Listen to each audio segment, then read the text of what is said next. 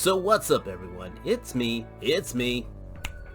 True Starscreamer, and we're here with yet another DC Multiverse, not only with another DC Multiverse figure, but we're here with another Catwoman. Yeah, that's right. So for those of you who are regulars of the channel, you know, I've already reviewed one of these from Todd. I wasn't that thrilled with it. In fact, put the card up here somewhere. But anyway, it's an interesting review. I definitely recommend it. So I told myself I wasn't gonna buy this one. I blame T-Man978, and now we've got one of these. So here she is in the box. Here's the art on the back. This is based off the Knightfall era, and I know people can't stand me when I have them in the box for too long, so let's get her out of the box. Son of a bitch. Goddamn. I love this figure. Yeah, so of course she comes with the typical trading card, which is standard with all McFarlane figures. Got the same origin stuff on the back. She comes with two alternate hands that have the claws right sculpted into them. It's very subtle, but they're there. Like, I could use this for cleaning my nails. We'll definitely use these in photography, but they're there. She has this fantastic whip that is perfect for the handles. This thing's gotta be at least 13 inches long. And I love that it's got the little grappling hook. They did not reuse the whip from the previous figure. I thought this was going to be a lot of reuse from that previous figure. It is not. Like, everything I complained about the previous Catwoman is countered in this. The body scaling is great. The coloring is dead on. The hair, it's got this gorgeous blue with black highlights in it, just like it came from a comic in the 90s, and the articulation is on point. Wow, I just summed up the figure already. I didn't even talk about the points. I mean, okay, she's got high heels, which in the comics she didn't even have high heels, so this, we gotta get rid of it. We gotta stop doing the high heels on female figures. Thank goodness she comes with a stand because she needs it. I'll point it out here. Let me zoom in here at the foot. It's not even a straight point, so if I didn't have the stand, it is very, very tricky to balance her. But she comes with a stand, so she has everything she needs. Double jointed knees, double jointed elbows. The plastics match, by the way. I mean, this is, yeah, everything I was complaining about that Catwoman. The closest I could complain about is her ab crunch kinda sucks, but her back crunch is great. I might do a boil and pop and see if there's any way I can modify that. There is in the body a seam going down the center, but that just goes from the top to the middle torso. It's very subtle, so again, it doesn't look as bad when you break the sculpt. The hair.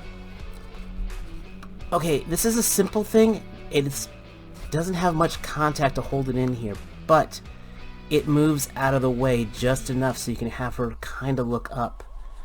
I know T-Man mentioned about cutting this off and just kind of go for the traditional Catwoman look, which I totally can see going for that. I've got the whip, you know, just for holding it, but I mean, short of it having bendy wire, this is one of the best toy whips I have seen in ages. I mean, you can just curl it about, really have some fun with it. And again, the handle's scaled better. One thing also that was mentioned by T-Man, at least in our private chats, is that you could actually flip the middle torso around and twist her back around there.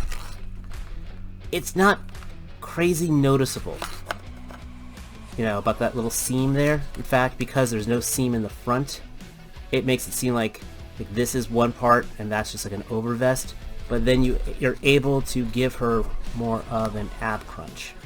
So you go something like that. mean, son of a gun, that looks good. Let me pop out the hands here. The hands, just, they're on pegs. I mean, I can't remember the last time I had a McFarlane that had multiple hands. So, that just pops in there perfectly. Perfectly. P-U-R-R. I can pop that in a little better. Editing's going to be minimal on this video if you haven't figured out yet. But, oh, look. Get that down there. Get down there like that.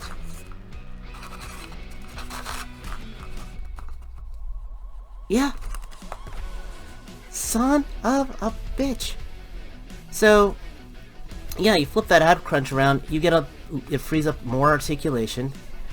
I think the only thing I'm really complaining about this figure is the high heels.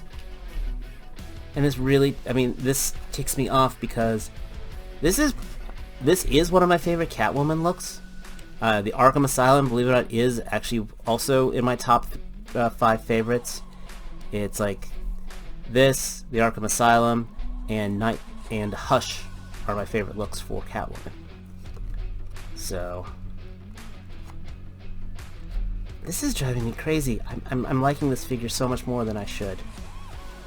But let me bring out that other previous Catwoman just to kind of do a comparison. I'll be right back.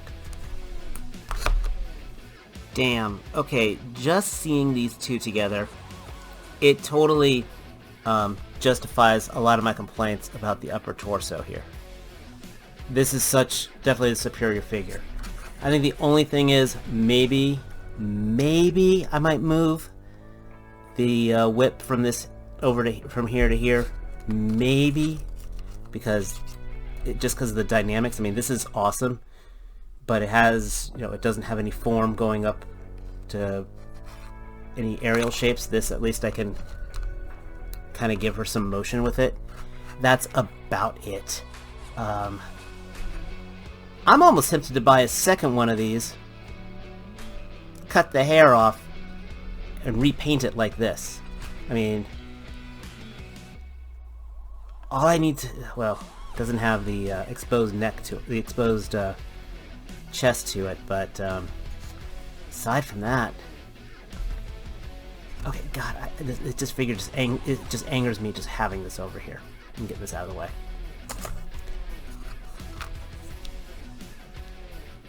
This is absolutely a fantastic rendition of the 90s Catwoman. So there are definitely some awesome things to say about this figure. It does still have some of its flaws, though. I don't want to get lost in the moment. I mentioned before the high heels. It drives me nuts. Thank goodness it has the stand. The ab crunch. Hey, I was able to take care of that, so that's not big of a deal. One thing that I think was a lost opportunity on this figure is with these thigh-high boots. This would have been a perfect place to put a thigh swivel. She does not have that.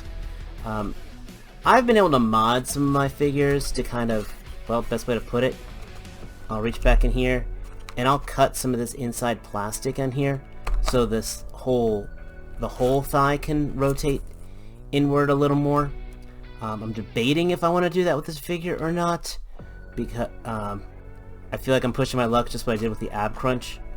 But yeah, that kind of, I don't want to say let me down a little, but this would have been a great opportunity for that, to really kind of correct it. I mean, notice I've got a bicep swivel right here using the gloves. They could have done the exact same thing here with the thighs. So that, I think, was a very lost opportunity, that they could have just taken this figure to the next level. So, but that being said, again, like I said, she's a solid figure.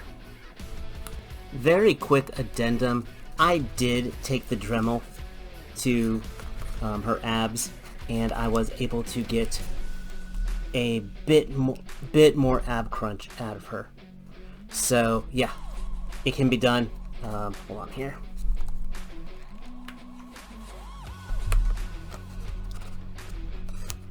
I literally just took a Dremel, and I smoothed out this notch right here. I'm gonna hold this here for a second if anyone wants to try to pause it. You can actually see I added this notch in, cleaned out the inner center. I just used the hot water treatment. She came apart pretty easy, and she goes together pretty easy. Just like that. And again, we got that much more ab crunch out of her. So, yeah. So, again, just by the way, switching these feet out and I'll be thrilled. I hate this. I'm so mad. This works so well. This is almost statue-esque right here. This is the best use I've ever seen with the balance using the stand. I mean, without that disc, she would just be falling over left and right. So, this is going to sound weird to say. In some ways, this is the most perfect McFarlane figure I have because it utilizes everything that it offers. So, I only have 1.5 complaints about it. The only major complaint I have is the high heels. Seriously, they just need to stop putting those on female figures. It kills their balance. They don't have enough contact. You can't get into any crazy poses. But at least he provides the stand. And the whip. It's just too slack. I mean, I can do some kind of neat things with it, with just gravity, but I get where they were going with this, and this was true to form in the comic.